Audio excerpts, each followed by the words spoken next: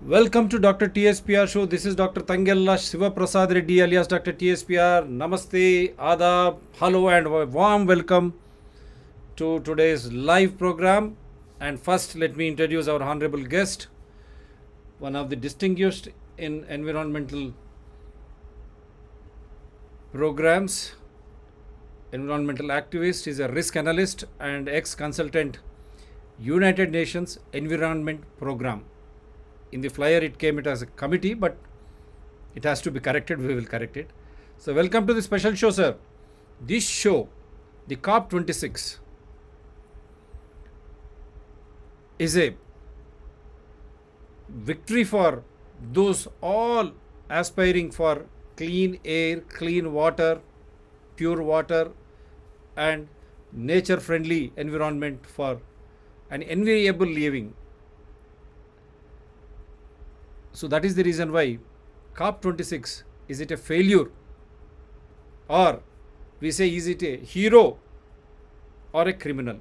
That has been the topic, whether COP26 is a hero or a criminal, which was held in Glasgow, and we will have Indian perspective also going along with that. Sagar Dhara was in Glasgow attending, and let us hear from him without wasting any time. Welcome to the show, sir. Go ahead, sir, please. Your voice, sir. Volume.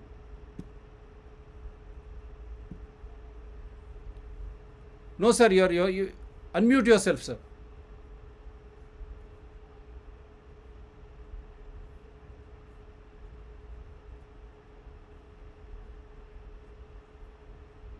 Yes, sir. Yes, sir. Please, please go ahead, sir. Or whether it was a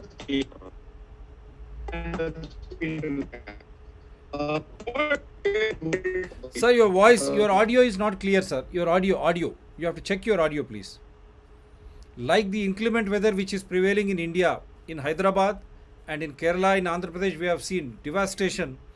That too in winter's time and extreme heatful conditions.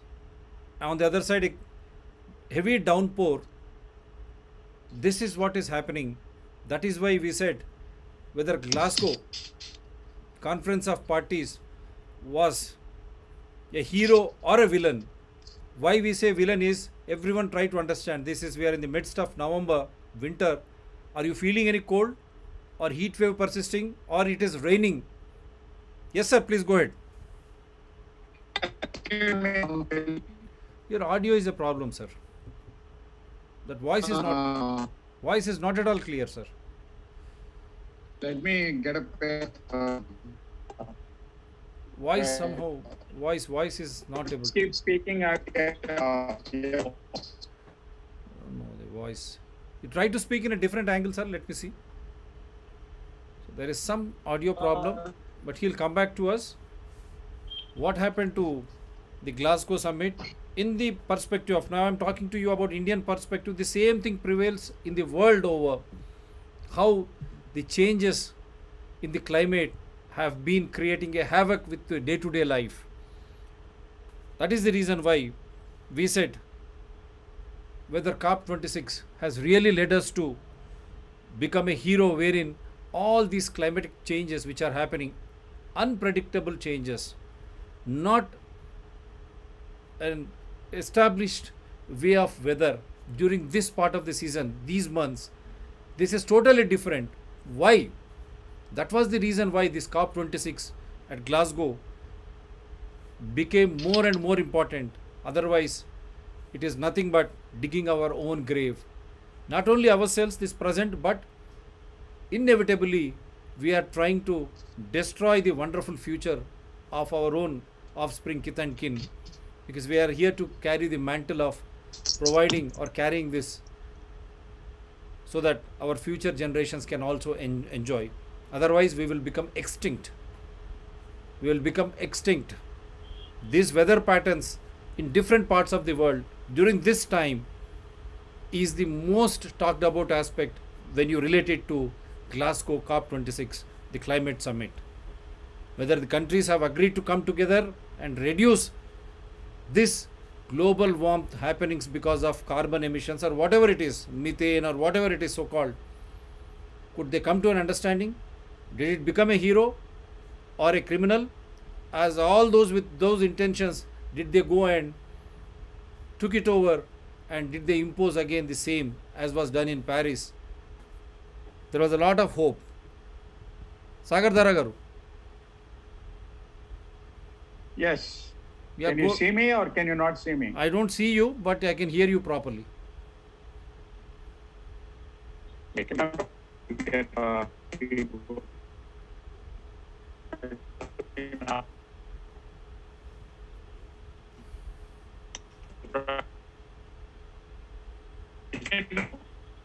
I can see you, but the audio is not good. There is some problem with your internet connection or something, sir.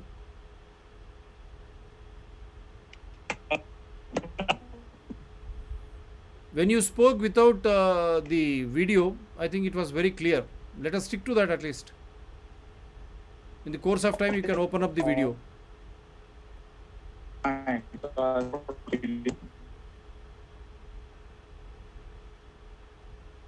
Yes, sir. You can switch off the video, sir. The voice is not at all convenient. No problem, sir. Switch off the video.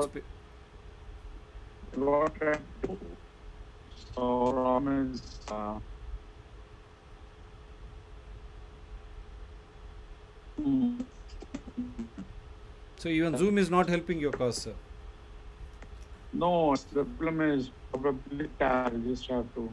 The problem should be with your connectivity there. You are in the heart of the city, but still, it seems to be very, very poor connectivity. Okay, You let can me. speak, sir. Now its voice is clear. Sagar Dhara. Okay, can I speak now? Okay, okay, the video is off. Yeah. Right. So, what did COP26 really try to achieve? What it tried to achieve was the ambition that the Paris Agreement talked about, that is to keep the temperature below 1.5 degrees if possible, but definitely under 2 degrees. This was the ambition.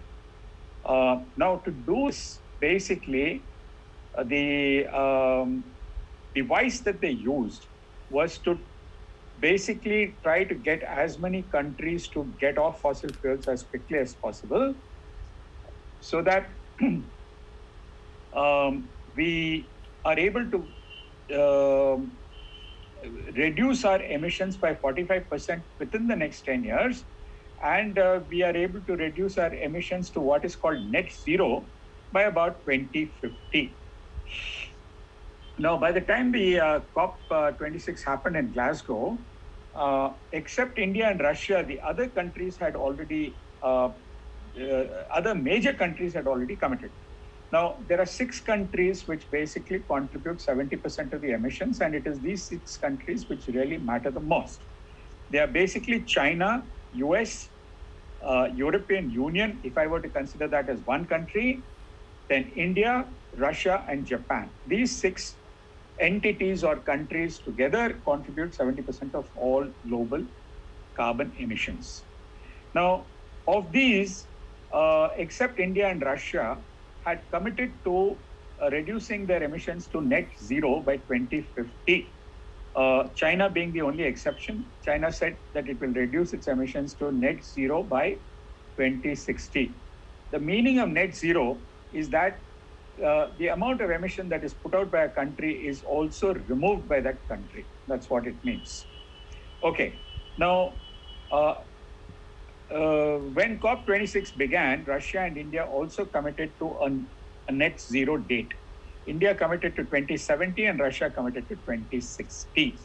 Okay, so this was basically what had happened.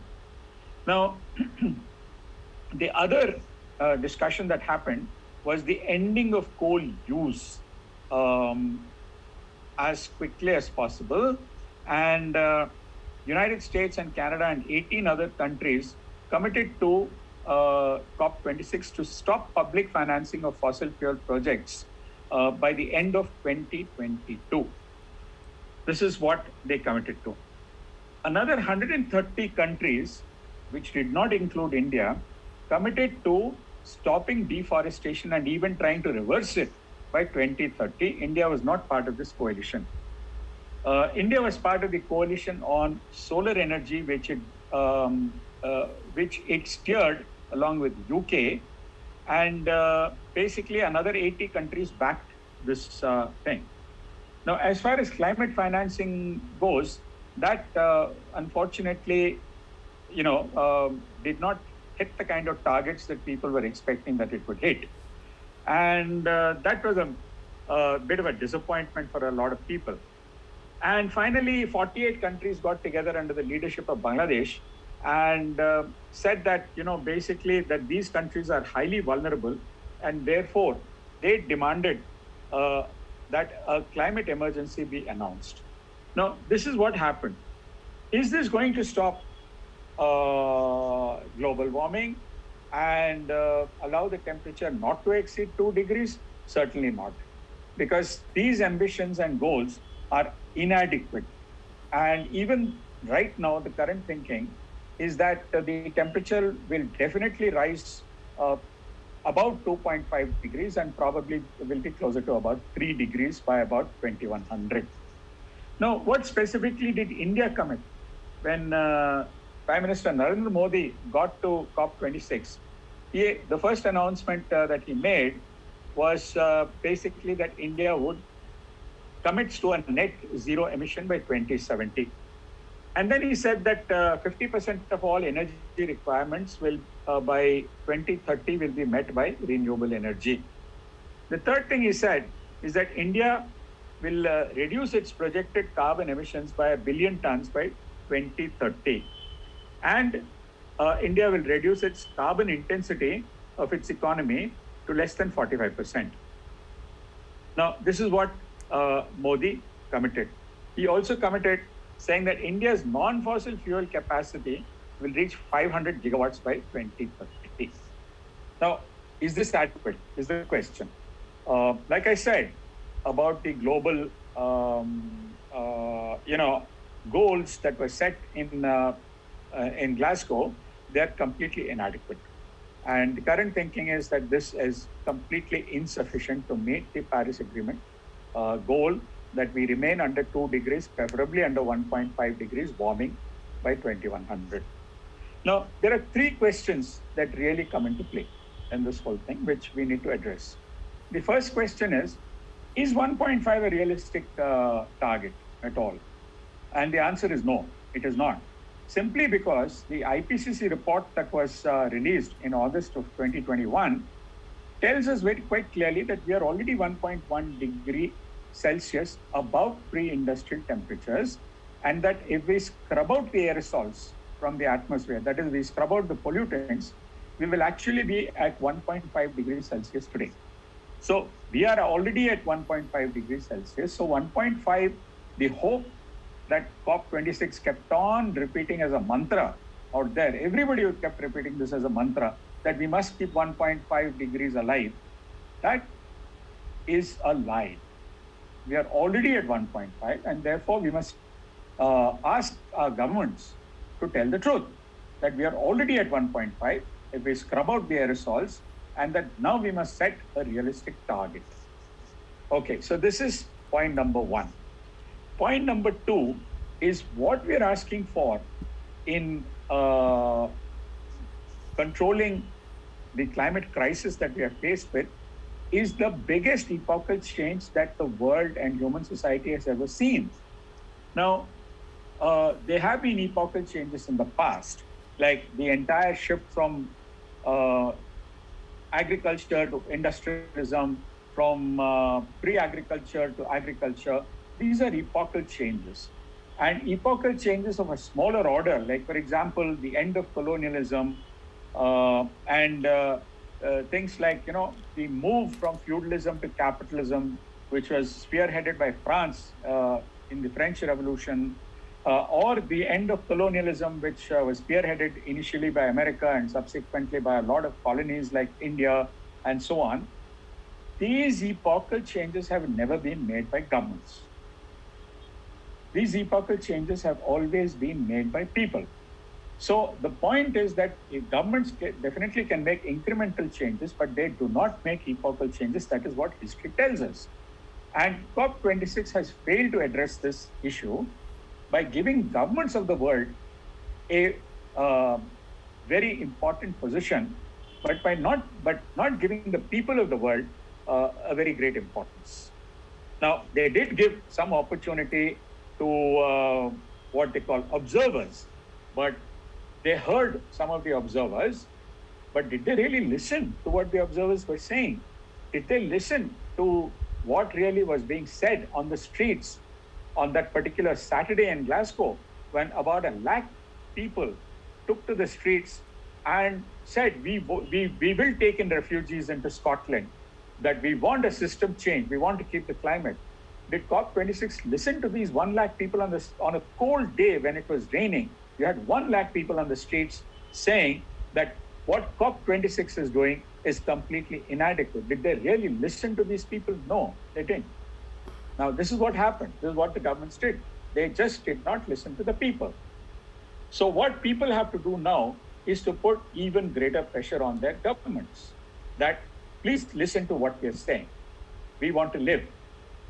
Okay, so this is the second question, that epochal changes really are made by people and not by governments, and it's time the governments sat up and listen to their people, and if they don't, then the people will have to make their governments listen to them. The third point, which is a far trickier issue, is really there are two issues which COP26 or the world is trying to grapple with, and these two issues are in collision, head-on collision. They are 180 degrees apart.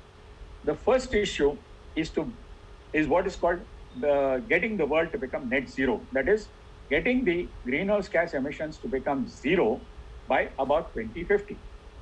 The second issue is really what people call climate justice. Now, this is a phrase that has entered the lexicon of not just activists, but also the governments. Okay? So what does climate justice really mean? Now, there are probably 10 different definitions of climate justice. Somebody talks about human rights. Others talk about, okay, the North countries, that is the developed countries, have emitted for 300 years and they have developed. So now the developing countries should be allowed to emit so that they can also develop. So, an importance is given to development and bringing people from under the poverty line above the poverty line. Now, basically what one has to look at is, where do these two viewpoints really come from? And one has to read between the lines and see where this is all going.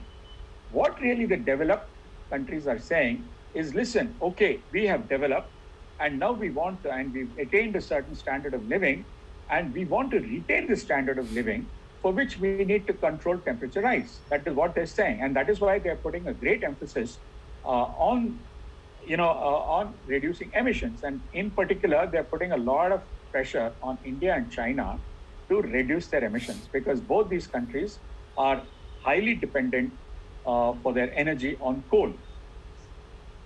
So what the developed countries are saying is, listen, we want to retain our standards. So you, the developing countries, particularly India and China, reduce your emissions.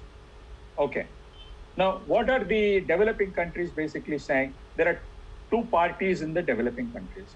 India and China are basically saying, listen, you've gone and polluted the world for 300 years, so why can't we? Why can't we also develop?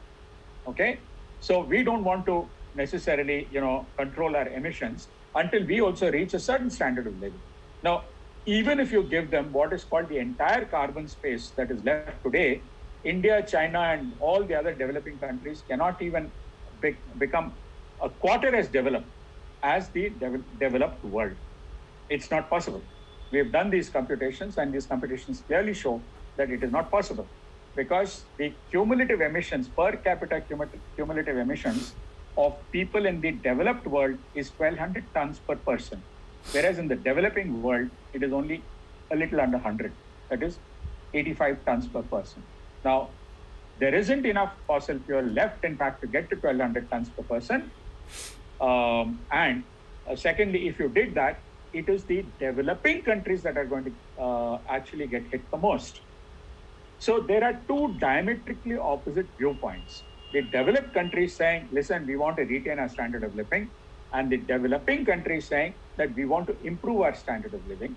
These two are irreconcilable at this point of time. Now, even if the developing countries did use that carbon space and emitted a lot of carbon dioxide and tried to develop, it is they who are going to get hit the most, because the most vulnerable regions in the world to climate change, in fact, are the Sahel region in Africa and South Asia.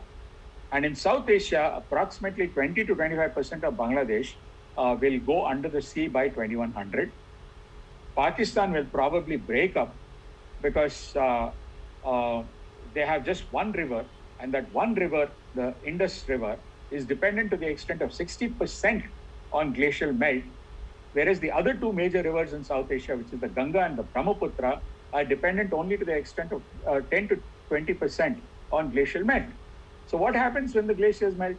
The Indus will have less water flow, and just like what has happened in India between Karnataka and Tamil Nadu, there will be conflict over water between the Pakistan part of Punjab and the Sindh part of Punjab. Now, I'm not saying it's definitely going to happen, but this is what has happened world over in between Israel and Jordan and Syria, between Turkey and Syria and Iraq, between Egypt and Ethiopia and Sudan and South Sudan.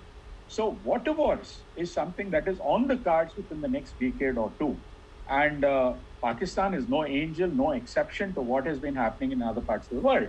You're going to have a similar problem in Afghanistan, that the Amu Darya is dependent to the extent of 70% on glacial melt. Maldives will be completely drowned out by 2100. Bhutan and Nepal will face what are called glacial lake outburst floods, which is flooding of their rivers and riverbanks because of sudden bursting of the moraine dams that are there, which hold the glacial lake in check. Now, at the bottom of every glacier, not every, but of most major glaciers, there is something called a glacial lake, which is held by a natural dam. And once the dam bursts, billions of tons of water are released, and they just wash out entire villages. Already, these are called GLOFs. GLOF frequencies have increased all over the Himalayas, and they, along with the other parts of the Himalayas, which are with India or Pakistan or China, will experience this problem.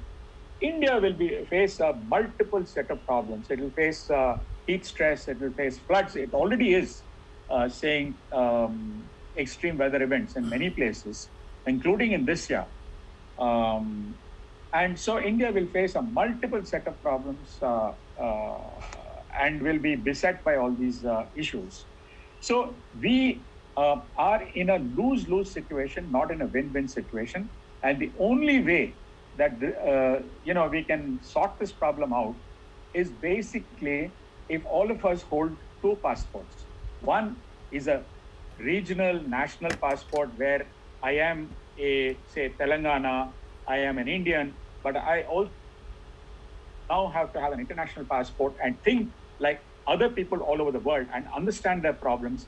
And only when all the people of the world can get together and say, no, we don't just act, in the interest of our nation state or our region, but we act in the interest of not just the nation state, but also the whole world. That is the condition under which, at least I feel, that the net zero problem and the climate justice problem can be solved. It's a wonderful aspect. Two passports. That is a big take from this show. Local or Indian perspective one, and then international one. That means cutting across the borders. If people unite only, then these emissions can be controlled, and only until and unless people become aware, these governments funded by 1% capitalists or so-called corporates, we can curb their interests, because it is the question of our survival.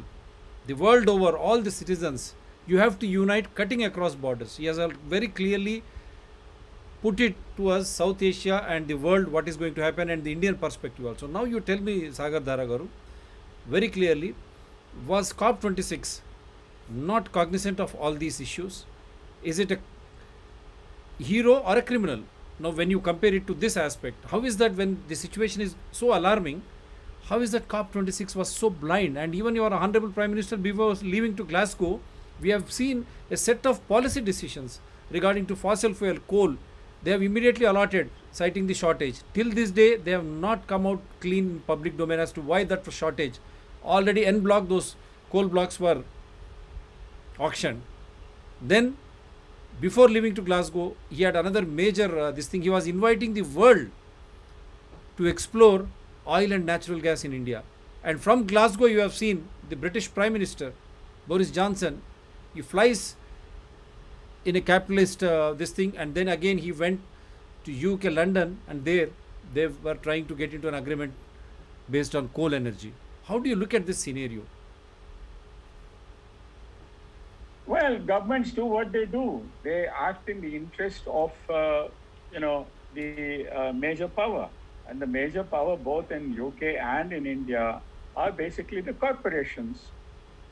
And like somebody commented in COP26, the biggest contingent was not that of any country. The biggest contingent actually was that of the auto industry, trying to tell the world that it is trying to become a green entity. Now, I sat out there in two events which were hosted by the aviation industry. And the aviation industry was trying to sell the line that actually they can use these very heavy batteries to fly planes, or that in future they're going to fly planes on hydrogen. Hydrogen has an extremely low energy density in terms of volumes. Now, you require a massive amount of hydrogen, and then you have to pressurize it. And once you pressurize hydrogen, the lightest known gas, it is an extremely dangerous substance, far more dangerous than LG, propane, and so on. And you do know how many accidents we have with LPG tankers and LPG storage facilities and so on. So we're going to see a lot of problem there. The other problem, of course, is how do you generate hydrogen? Now, hydrogen can be made in several ways, but basically, if you take the most basic, energy conversion, hydrogen production method, you require 5 times the amount of energy. Hydrogen is not found in nature. So you have to make hydrogen. Now, if you make hydrogen, you have to add 5 times the amount of energy, 5 times the units of energy you have to put in to make hydrogen, then to get 1 unit of energy from hydrogen. Now, the only way you can do this is by using solar energy. Okay? Now, you use solar energy, you still have a safety problem. But how long will PV really last? Because one of the other problems with PV and many other of these new renewable technologies, they're not really renewable because the material is not renewable. Now, to connect a PV panel to the grid, you require copper. Copper is exhausting out. Another 60 years, and you're going to have to recycle copper. And so copper, the availability of copper will diminish. And so what do you connect the PV panels with to the grid? So there are these enormous problems which COP26 did not even look at. Yeah. And so what really happened in COP26 is you had two sides. One side saying, there is hope. And the other side saying, there is hopeless. Right. We have got approximately 9 minutes. Now you just tell the world what is that which is really creating problems, this global warmth, and why COP26 failed, and what should we do?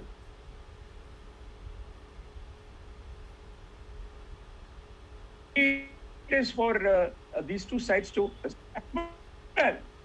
Most of the players, the government players, are really talking on behalf of the corporates, in which case they are going to try to sell you hope. The thing is, are they being successful in selling hope? Now, I did talk to some of the representatives of some developers and they did what was hitting them. I mean, they knew what was hitting them, but they were quite helpless in terms of being able to change the course of events out there.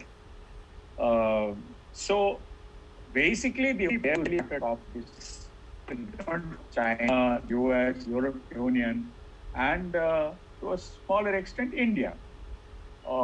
The rest of the countries really were almost like non-players out there. Now, what is that? What is that? So this is the politics of Yeah, go ahead, sir. We have just 8 minutes. Kindly go ahead. this is the poli- this is the politics of COP26 versus the poor. It's up to you to choose sides. Whose side are you on? What is that which is really creating problems now? Why this global warmth, and why COP26 failed? Why global warming? Because basically the developed countries have just used too much fossil fuel and therefore have emitted a massive amount of greenhouse gases. Now, 25% of this emission, that emissions from and Sir, it is disturbing. Your audio is just. Yeah. Go ahead, sir. so Sir, audio, sir, please. Yes, sir. what I make it. Audio is a problem, sir. Developing countries Now it's clear. Please go ahead. try to what the developing countries try to emissions alone that you need to look at. You need obviously it is roughly about something like about 85% of the total emissions that have been made so far have really continuously point out. Except that the logic that developing countries say is that since you've emitted, give us also the right to emit. Now, if there is more emission, the problem it's the developing countries that are going to get hit the worst. So how do you really solve this problem? The problem ultimately is to try and redefine what is climate justice. And I redefine it. I say that Sir, audio, sir. created a burning fossil fuels. Developed countries have created a lot of wealth by burning fossil fuels. This wealth should be shared equitably all over the world. But burning fossil fuels has also created risks. And these risks are will be borne inequitably by the developing countries. These risks should be shared equitably all over the world. Now, how do you do it? We can get into the details in due course. Yeah. So you mean to say this developed countries have utilized fossil fuels and created this havoc, and that is why we are suffering now. This global warmth necessitating changes in the weather patterns unseen in this part of the season, whether it is flash floods, extreme heat conditions, or too cold. Am I right, sir? Absolutely. And now the developing countries have gained wealth by burning these fossil fuels. So that wealth should be distributed equitably across the globe so that the climate justice will be done, so that the developing countries will not burn such fuels, again creating more warmth, wherein it will melt glaciers, the seas will rise, it will just take over all the countries like Bangladesh, Maldives, and Pakistan. Once it starts melting, there will be water wars, as you have quietly pointed out, as it happens between Karnataka and Tamil Nadu, Kaveri, Telangana and Andhra Pradesh over Krishna, and other. So like that, the water crisis may also happen. Flash floods, water crisis, warmth, the heat conditions, flash floods, it will disturb the very essence of living. Am I right, sir? Is that so? Yes, absolutely. So Yeah. you mean to What say? I'm saying is that, Yep. that the wealth should be shared and the risks should also be shared, which means that if there are going to be 7 to 8 crore Bangladeshi refugees, the Sundarbans region will see that these refugees should be rehabilitated in the developed world. Did India succeed in at least carrying this word forward there? Last 3 minutes. No, India didn't. India did not even argue along these lines. What India did succeed in doing out there was, whereas the draft on coal basically said that basically, Right. okay, the The- term that was used is to phase out coal, whereas what India did was used a term was used in an agreement that US to and that managed to change that phrase from phase out to phase down coal. Right. Phase down Right. without a target doesn't mean anything.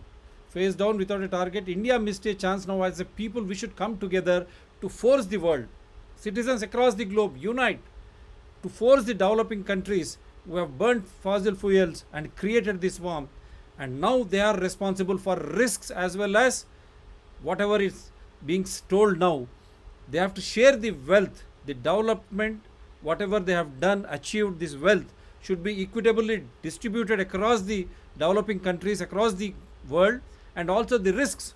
If the flood happens, if the countries are going to be submerged, rehabilitation should be done by one and all. This can happen only when people come together. We have seen how the COP26 failed because the governments were supported by corporates. They were trying to hijack that 1% of the world. Now, shall 99% keep quiet? Let us unite. Let us fight. This warmth which you are seeing in this November in India itself, flash floods, extreme heat conditions, cold waves are not happening, and some part the cold waves are developing. This is extreme weather conditions because of fossil fuel burning by the developed countries, and the developing countries like India not arguing it on those lines. So, as people, we should connect, because if we survive, only then we can do so many things, not only for the present, for the future too. Sir, thanks a lot, sir. Thanks a lot, Sagar Dhara garu. Hope we can do something in Hindi tomorrow, if you wish the time. So let us feel that every citizen should come together, irrespective of borders and governments. Only then we can save Thank you. our lives and this great planet called Earth. Thank you, sir. Take care. Tomorrow you can watch this re-telecast on Environment People at 11 a.m. Do support Dr. TSPR channels in larger public interest. Take care. Sukha Nidra Shubharatri for the world over. Good morning, good afternoon, and good evening. Bye, sir.